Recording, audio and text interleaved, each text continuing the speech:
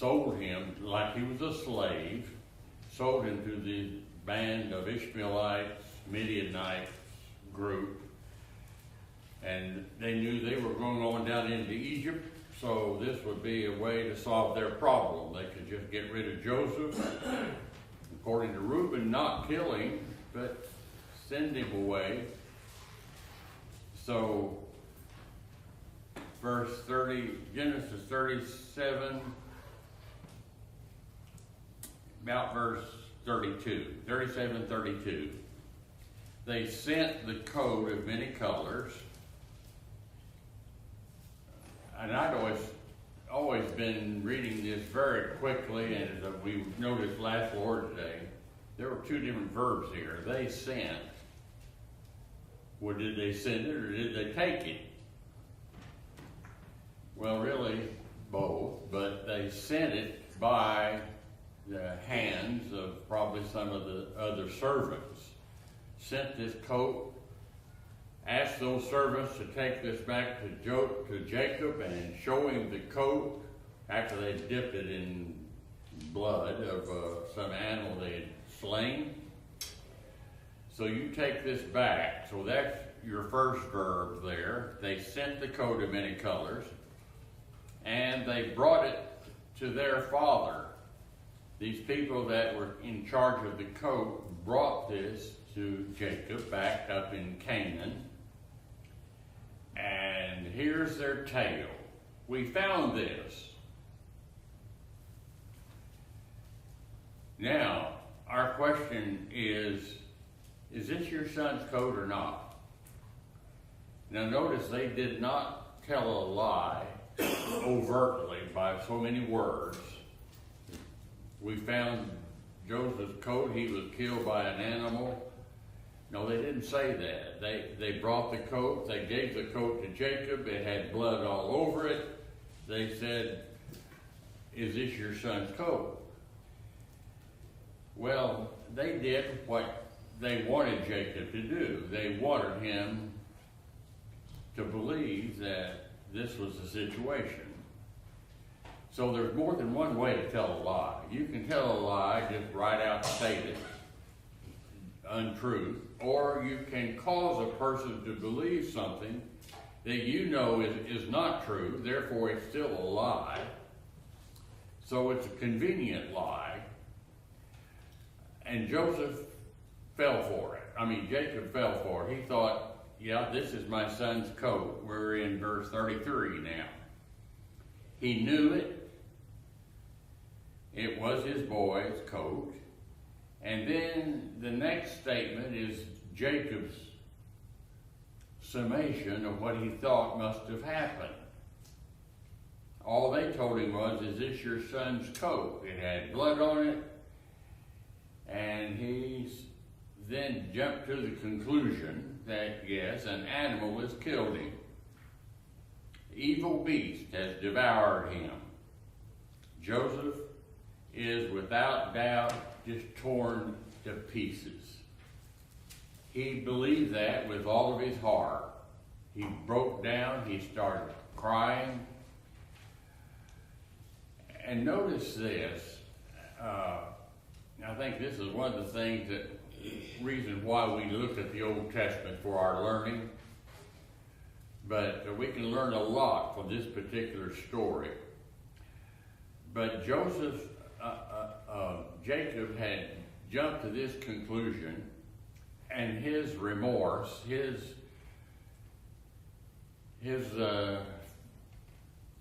mourning and crying was just as real as if Joseph was actually dead. He believed he was dead. He wasn't, but he believed that he was, and he mourned as if his son were dead. Now, how could children do this to their daddy? They saw him mourning. I know that because after he said, verse 35, all of his sons and daughters, Dinah plus others that were born evidently, they tried to comfort Jacob. But Jacob refused to be comforted. And he said, I'm going to go down to my grave. That's the word Sheol in the Old Testament. In the Old Testament Greek, it is Hades. I'm going down to my grave unto my son, mourning for him, and the father wept for him. I mean, he was extremely distraught. Time passes. They get on down into Egypt. These Midianites sold him to Potiphar, an officer of Pharaoh's and captain of the guard. Okay, we'll talk more about officer in just a moment because that comes up again regarding the butler and the baker. But anyway, I'm skipping chapter 38 because it really is not the story of Joseph. These events actually happened, but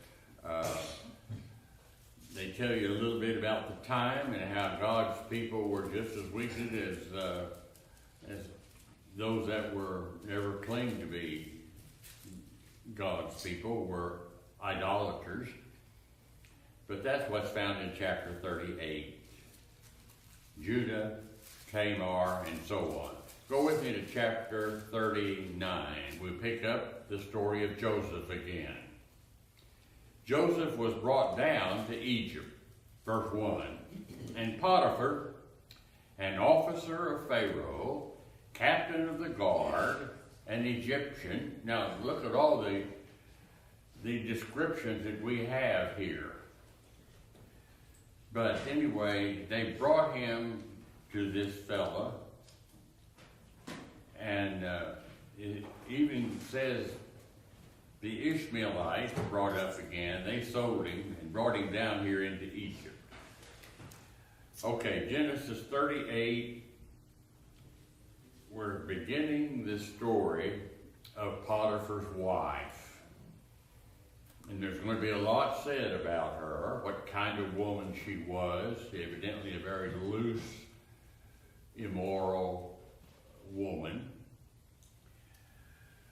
But the story now, the narrative here, now returns to Joseph, and it's on Joseph throughout nearly the rest of the book of Genesis.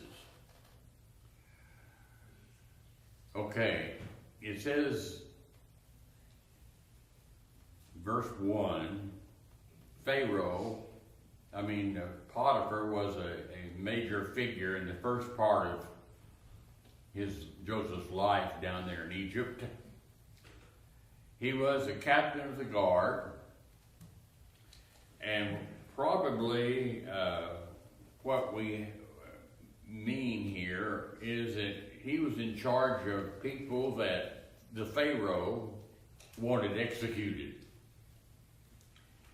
You know, back in those days, it was very similar to what's happening today over in Europe, especially Russia. If you have some people that you disagree with politically, what do? You eliminate your problem. How do you do that? Well, there are various ways. For example, Putin, the leader of Russia. What does he do?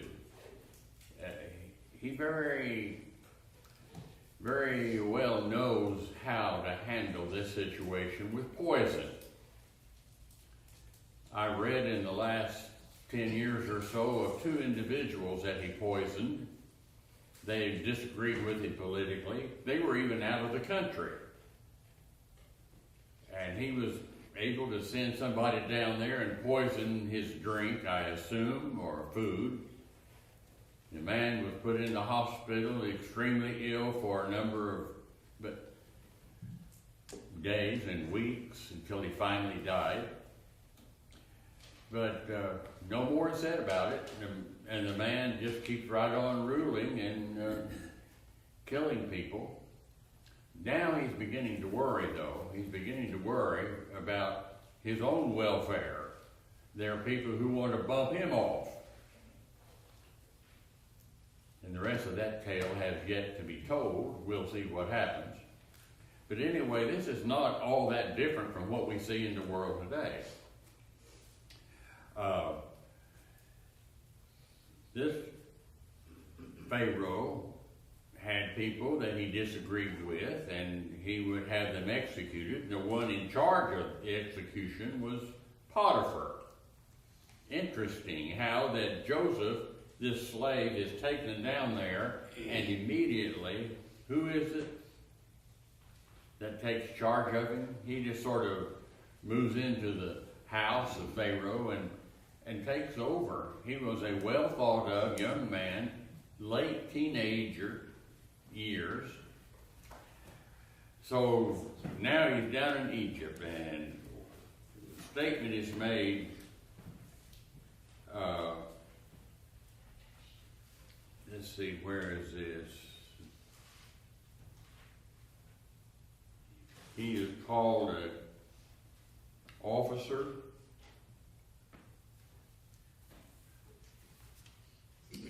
Anyway, the word officer is used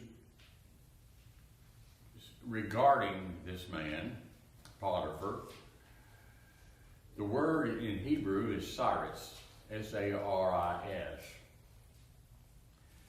Interestingly enough, the word in the Greek Old Testament is eunuchos. Our word eunuch is a direct derivative or transliteration of this Greek word. It's made a English word, eunuch, out of the Greek word eunuchos. So what does this mean? Potiphar was the one in charge here, and the Greek Old Testament, Septuagint, LXX, sometimes you may see that terminology, LXX, used to shorten the term and have it. You don't have to say what that means every time. It just means a Septuagint version of the Old Testament. But anyway, it has eunuchos, which is interesting. Back in pagan cultures in those days, you probably are aware of this from some modern day movies. Any person that was close to the Pharaoh or the king or the ruler,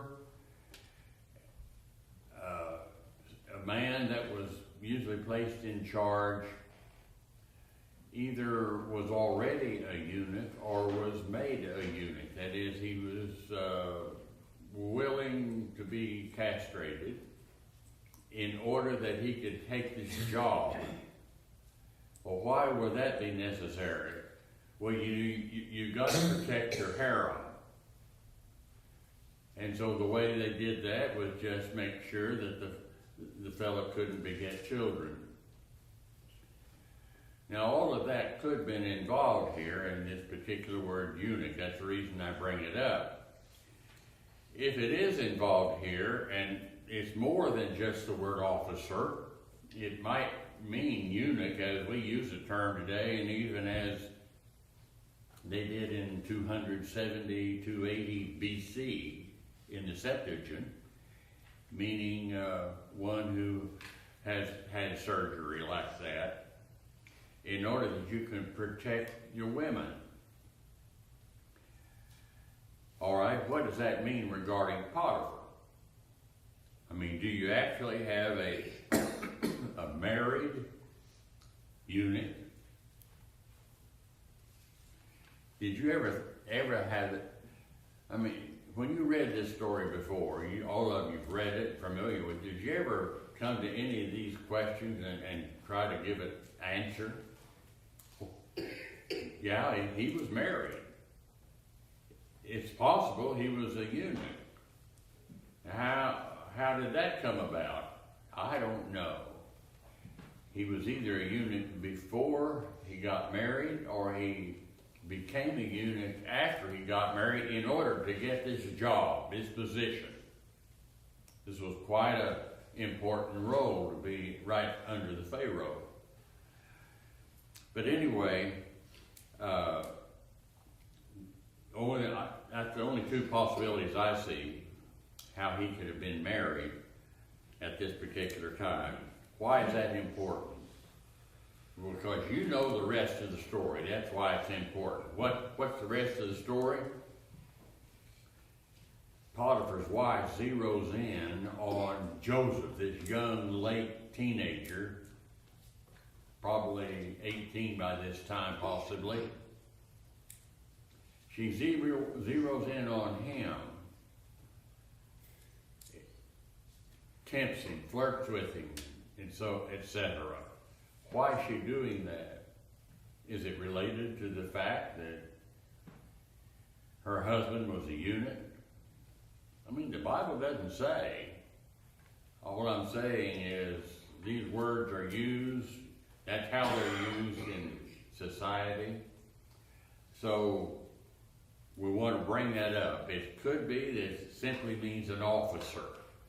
That's how it's rendered by most translations. But the Greek does translate it eunuchos.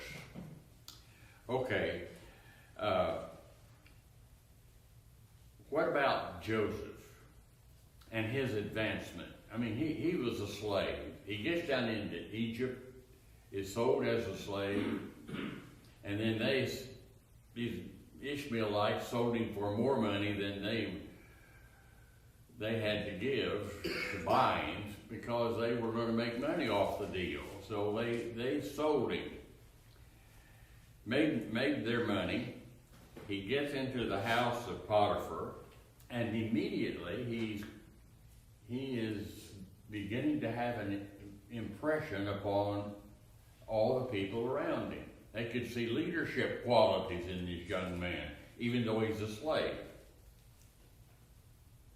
And so he begins working his way up. And you'll see that as we get into chapter 39. Let's take a look at 39. Joseph was brought down into Egypt, and Potiphar, the officer or a eunuch of Pharaoh, captain of the guard, an Egyptian, purchased him, bought is the word, bought him from the hands of the Ishmaelites that had brought him down there to Egypt. And the Lord was with Joseph in all of this situation. I would imagine if I were in Joseph's shoes, I would have thought, the Lord is with me? I don't think so. Look at all that's happened to me. I've become a slave. I've been sold by my own brothers as a slave. Yeah, but remember, the Lord knows the end from the beginning and plans to use this young man. We use the term today, what's the word? The Lord blesses people and they don't know it. Anyway, the Lord was with Joseph. He was a prosperous man. He was in the house of his master. And Potiphar saw that the Lord was with him. How did that happen? What exactly is referred to? I'd love to have a lot more said in the Bible. Something caused him to realize that the Lord was with Joseph, and everything that Joseph did prospered. And he's just a late teenager, in his late teenage years. And Joseph found grace in the sight of Potiphar, and he served him. And Potiphar made him overseer of his house and put everything into his hands. That young fella, probably not yet 20. I mean, time passes in here, realize that. So the thought crossed my mind, what about non-Christian employers today? Have you ever noticed how that sometimes as a non-Christian employer who may not even believe in God, but he can see that God seems to be blessing this fella, and he promotes Well, that's what happened here in Joseph's case. Joseph probably was honest, a young man of integrity. He was also faithful. I would assume sober. He practiced sobriety. He was not a drunk. And all of those features, all those descriptions of Joseph impressed Potiphar. And he made this slave to be head over everything nearly that he controlled, except one thing, his wife. Evidently, he worked out of Potiphar's house. He was no longer a slave, but he worked out of his house. Go on to verse 7. After these things, his master's wife began to notice him. The plot thickens. Problems began.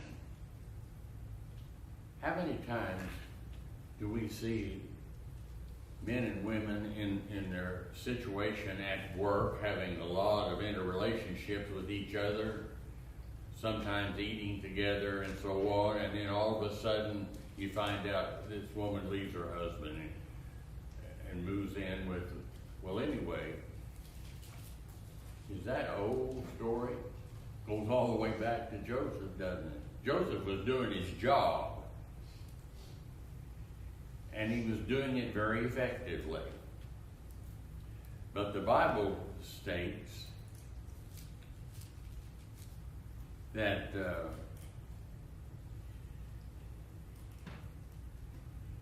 she began to notice Joseph. I think Joseph probably picked up on that, but he acted not giving in to it, but rejecting her forwardness.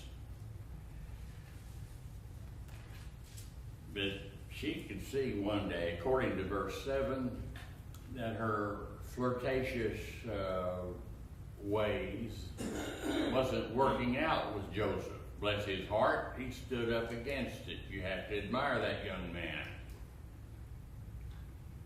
And she decided that, well, she needed to do something else. So what I've tried so far hasn't been working. And so finally she just very bluntly says, lie with me. Come into my bedroom. And he refuses. Now keep in mind, this is a young man who has a background. What about his family? What about Reuben? Remember Reuben and his affair with Bilhah? Reuben is his older brother. I mean, he's got family members that are involved in this and who probably didn't have a problem with it as Joseph did.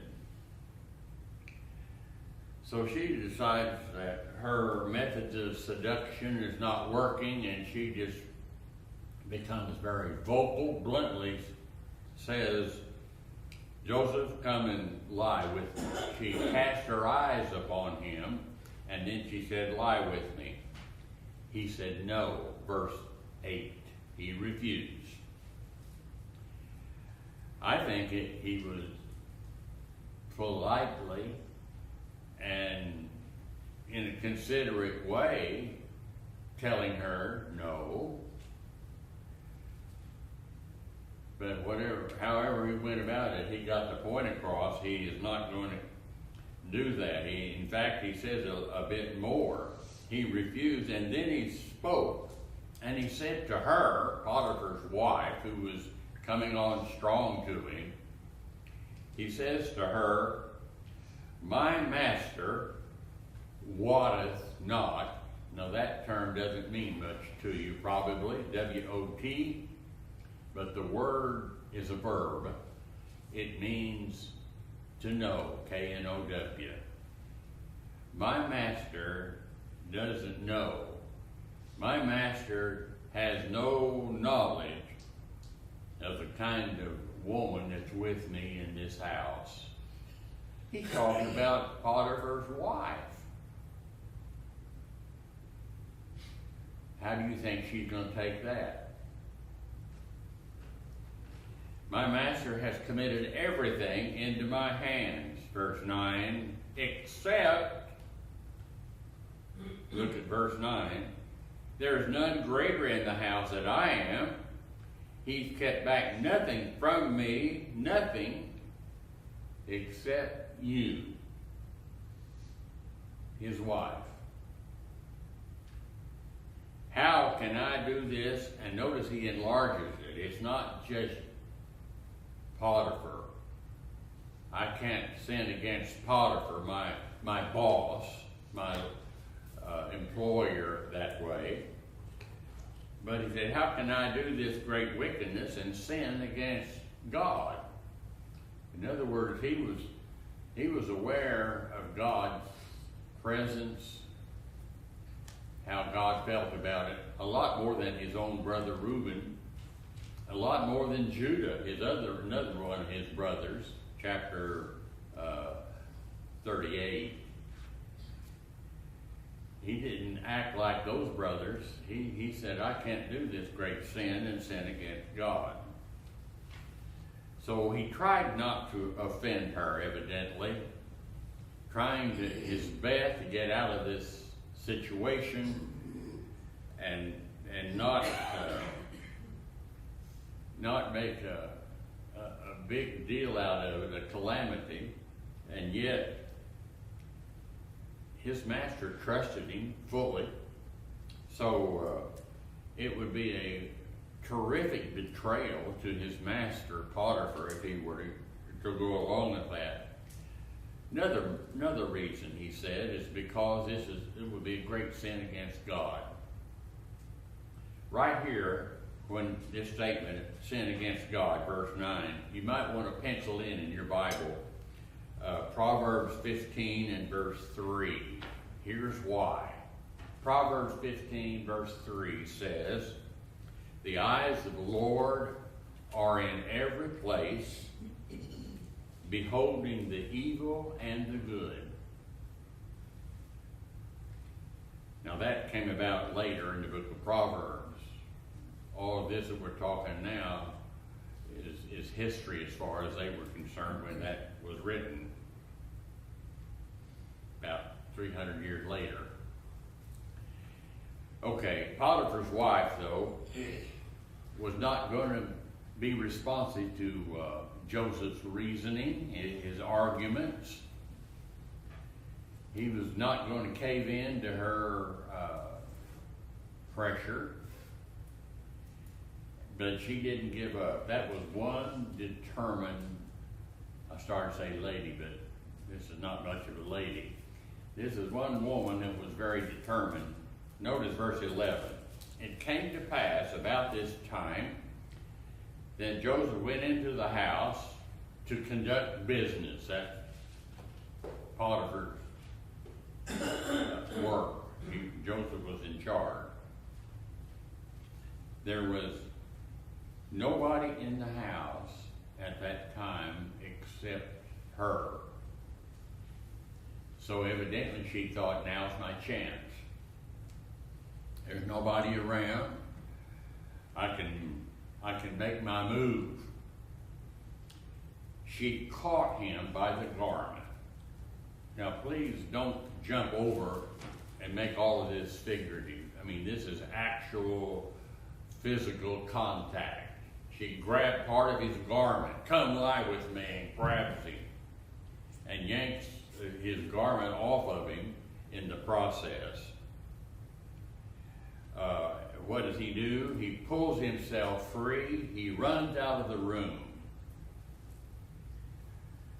You can put this in a modern day movie and extend it and come up with 10 minutes of entertainment drama, obviously.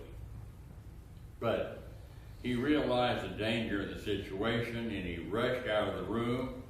He left her holding onto that garment, and notice what she does. I mean, she was a quick thinker.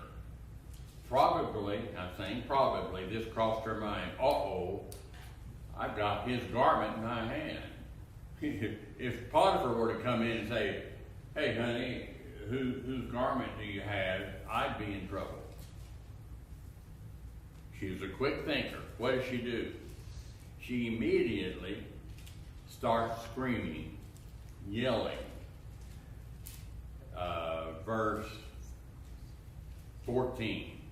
She called the men of the house and said, see, he, my husband, Potiphar, has brought in a Hebrew to mock us. And he came into my house, my room. And here, this is a flat out lie. He came in to lie with me. And I cried with a loud voice. He came in to attack me. So I cried out with a loud voice. And it came to pass, when he heard that I yelled and cried, he left his garment with me.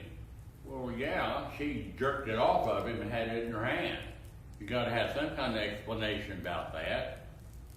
He left his garment with me. He fled and got himself away. He got out of that room. Now that's her story. Of course, Joseph had his side of the story, but that doesn't come out right here.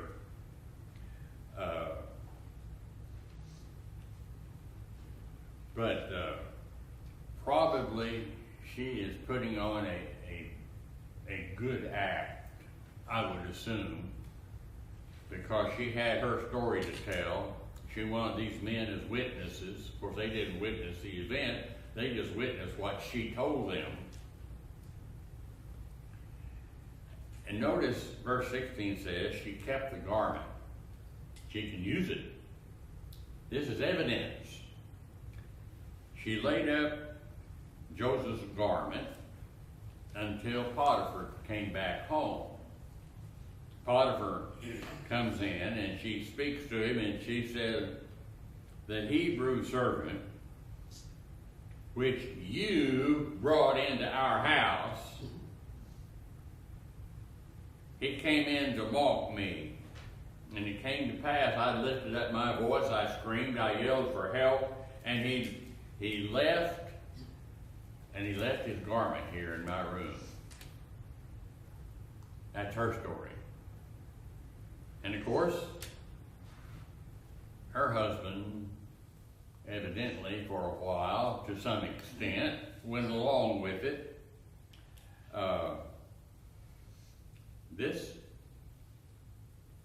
This would mean capital punishment if Joseph were proven to be the culprit. So what happened? Well, the Bible doesn't tell us, except it said that this man Potiphar's wrath was kindled. Let's see, verse 19. Came to pass when Potiphar heard the words of his wife, that he said, after this manner your servant Joseph did this. Then his wrath, his anger was there. But notice it doesn't say that his anger was against Joseph. It just says his wrath was kindled. Maybe that's significant, maybe it's not, I don't know. But since he didn't say it's against Joseph, he just was taking his wife's word for it. What's she trying to do? Well, she's trying to get Potiphar to believe that, I wouldn't lie to you, honey. this is the way that it happened. And you brought in this foreign slave, and you gave him the authority and the freedom to rule our house, and he has authority over everything in this house, and he took advantage of me, your own loving and faithful wife. And he fell for it. I would like to think, though, that Potiphar knew his wife, and he also knew Joseph. And I'm wondering if he was thinking to himself, I haven't heard the whole story. Probably. But anyway, he puts Joseph in a prison, of which he himself was in charge, Potiphar's prison. Later, Joseph is going to be head of that prison, as you'll see. This was quite a young man, very influential, high moral standards, man of integrity and leadership. And we see the same thing. Now it's going to be probably next week we get into it. But the same thing happens again with Potiphar's prison manager, or the head of that prison. He notices the same thing Potiphar did. This young man, Joseph, is a quality individual. So, Psalm 105, verse 18 says, talking about Joseph, says, the feet of they hurt his feet with fetters, and he was laid in iron. That's Psalm 105, verse 18. That's not mentioned back here in Genesis. It's just a later response way over in the book of Proverbs. But anyway, that wraps up the story before the baker and the potter, the butler, the baker and the butler. They're down there in prison with Joseph, and Potiphar realizes this young man is a quality individual, and he puts him in charge of everything in the prison under him. In other words, he is like the lieutenant governor or the vice president under the prison guard here. So everything Joseph does just turns out good. He's being blessed. Our time is up. Let me mention one more thing. Today's world. A number of years ago, there was a fellow member of the church who was working for a company, and I assume he was looking around for a better salary, and he moved to another company, and he worked for them for a few years. You have 5 more minutes, Wayne. That's first bill? Yes. Okay. He worked for them for a few years, well-known oil company, but for a short time. I don't know exactly how long it was, but his previous company, the owner came to him and he said something probably to the effect, "You did a great job while you were with us. We'd love to have you back. Would you come back?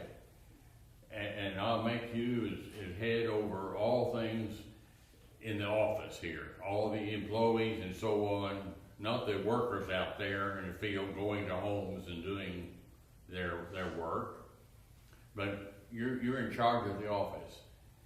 Here's what I'll pay you." He accepted the job. He liked the company that he used to work for, so he went back. But he told the boss, "I will return. I will come back with one exception or one request." And that is, and I thought this was great. That request is that when I get to be in charge, I will have the authority to tell my fellow workers, you can't use vulgar language, you can't curse God's name, you can't do any of this in this office. If you want to work here, you're going to have to go along with this new rule. And the boss said, yes, that'd be fine, come on back. I never heard that before. When I read this story of Joseph, that's what I was thinking about. Stand up for godly principles, and your ungodly boss will notice it. Potiphar did. Okay, that's it for today. Thank you for your attention.